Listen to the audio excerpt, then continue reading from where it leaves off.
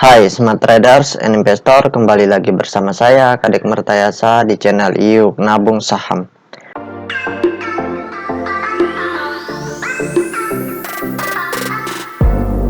Nah, di episode kali ini kita akan membahas salah satu perusahaan yang direquest oleh Nur Highlight.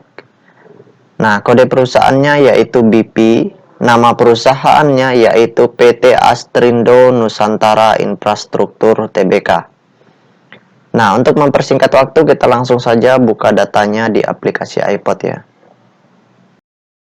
Jika Anda menyukai konten-konten kami mengundang Anda untuk mengklik tombol like dan subscribe agar Anda mendapatkan video terbaru kami setiap minggunya.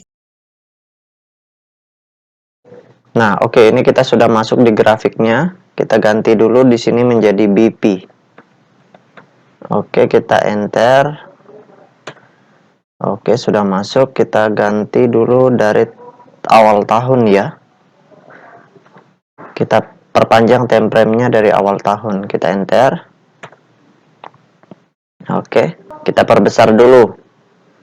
Nah, kalau kita lihat di sini ya, perusahaan BP ini ya, kalau dari awal tahun kita lihat di sini dia mentok di harga 50, kemudian di tanggal 13 Januari dia sempat naik ke 52 selama beberapa hari ini, ada pergerakan, kemudian tidur lagi selama beberapa bulan.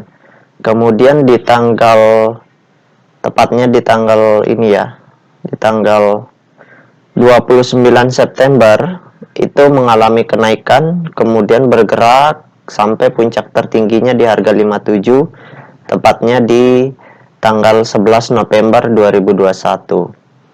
Nah, perusahaan ini terindikasi repo ya, perusahaan yang baru direpo, artinya dijaga pergerakannya, volumenya seperti itu, supaya bisa likuiditas bisa lebih liquid seperti itu. Nah, kemudian harga terendahnya di harga 50. Nah, sekarang kita ingin lihat apa yang dilakukan oleh investor besarnya selama kenaikan ini ya, dari tanggal 29 ini sampai penutupan terakhir hari ini ya, perdagangan hari ini. Kita ingin lihat. Oke, kita langsung saja buka data broker summary-nya. Nah, kita buka data broker summary-nya. Di sini kita klik BP. Kemudian di sini kita ganti dari tanggal berapa ini di sini? 29 September. Berarti tanggal 29 ya, 29 September itu 99 ya. 09. Oke, kita show. Nah, berdasarkan data broker summary-nya, kalau kita hitung antara total lot yang dibeli dengan total lot yang dijual, maka kita temukan net volume transaksinya, di mana kesimpulannya itu di sini terjadi akumulasi. Ya, terjadi akumulasi namun jumlahnya tidak terlalu besar atau small accumulation. Ini kalau saya hitung dengan menggunakan tools tambahan untuk menghitung secara total keseluruhan seperti itu.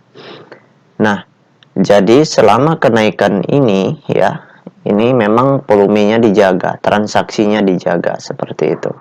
Jadi investor besarnya melakukan pembelian, namun mereka juga aktif melakukan penjualan. Jadi di sini ada akumulasi yang kecil seperti itu. Oke, sekarang kita lihat data peta kepemilikannya untuk melihat tujuan jangka panjangnya seperti itu. Nah, berdasarkan data peta kepemilikannya, perusahaan BP ini atau Astrindo Nusantara Infrastruktur ini ya, berdasarkan hasil riset saya dengan mengumpulkan data-data peta kepemilikannya, di mana perusahaan ini diketahui bahwa 100% sahamnya sudah dalam bentuk digital atau scriptless. Jadi perusahaan PT Astrindo Nusantara Infrastruktur ini sudah bisa dijual ke publik secara menyeluruh sahamnya ya. Jadi bisa dipindah tangankan ke publik dengan cara menjual di pasar reguler maupun pasar tunai. Nah, ini yang berbahaya seperti itu, karena para foundernya, para pendiri-pendirinya itu sudah merubah kepemilikan mereka dari warkat menjadi scriptless begitu. Berarti mereka bisa jualan gitu. Nah, ini yang makanya kita perlu memperhatikan peta kepemilikannya jika ingin investasi jangka panjang di perusahaan BP ini. Supaya kita tahu pergerakannya mereka. Kalau mereka sudah jualan besar-besaran, atau artinya sudah melepas kepemilikan mereka, maka apalagi jika foundernya yang melepas kepemilikan, berarti mereka sudah melihat sesuatu yang suram di perusahaan ini. Seperti itu. Potensinya artinya kurang, masa depannya bagi mereka kurang menguntungkan, sehingga mereka pun memilih untuk menjual ke publik seperti itu. Nah, kemudian kepemilikan investor besarnya di sini juga kecil, ya, tidak terlalu besar lah, yaitu sekitar 38,6%. Nah, kemudian kepemilikan retailnya di sini 19,3%. Jadi ya cukup besar kepemilikan retailnya. Kemudian kepemilikan investor besarnya juga sekitar 40-an% lah, tidak terlalu besar. Nah, saham sisanya itu dimiliki oleh investor-investor asing atau lokal institusi yang kepemilikannya di bawah 5%, jadi tidak tercatat di sini. Jadi kita perlu memperhatikan aksi dari investor besarnya yang memiliki 38% ini, seperti itu. Kalau mereka jualan, ya kita ikut jualan. Tetapi kalau kita lihat peluang di perusahaan repo ini ada perusahaan yang dijaminkan untuk kepentingan lain seperti itu. Jadi memang akan dijaga harganya. Nah, ini kalau saya melihat ini, ya, selama investor besarnya akumulasi, kita bisa memperhatikan di sini. Untuk trading bolehlah. Ya, kalau untuk investasi jangka panjang saya tidak menyarankan untuk investasi di perusahaan seperti ini ya.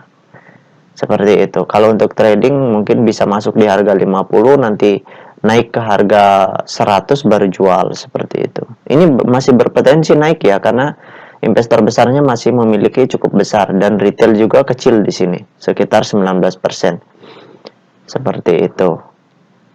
Oke, mungkin itu saja yang dapat saya sharingkan untuk Nur Highlight ini ya.